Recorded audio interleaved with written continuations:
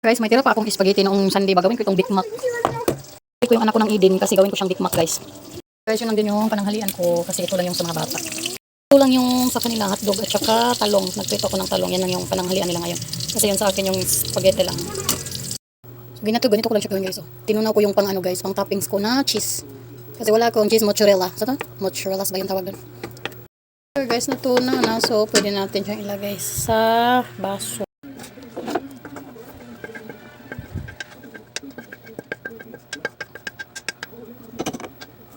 And then, ilagay na natin yung tira-tirang spaghetti para ano, lagyan din natin yung cheese niya ba.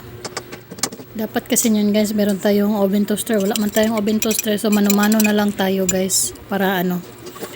Tsaka para hindi lang masayang ba. Ganun talaga, guys, pag ano, mahirap.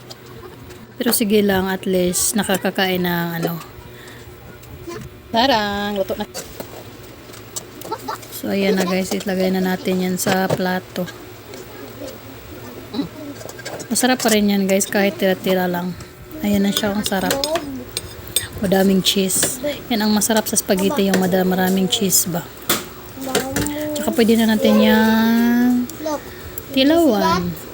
Pwede natin yung ano yun. Kainin. So, let's eat. Sinubuan ko yung maliit ko, guys. Ayaw niya. Nagsawa na yan sila sa ano, sa spaghetti. Kasi marami yung niluto ko, guys, eh. Yan na lang yung natira. Ayaw daw niya. Sobrang sarap, guys, pag matagal na sa rep. Ano yan siya. Parang ano parang paksiw. Masarap siya pag tumatagal. Habang tumatagal, lalong sumasarap. So, yan lang ang pananghalian ko, guys. Masarap.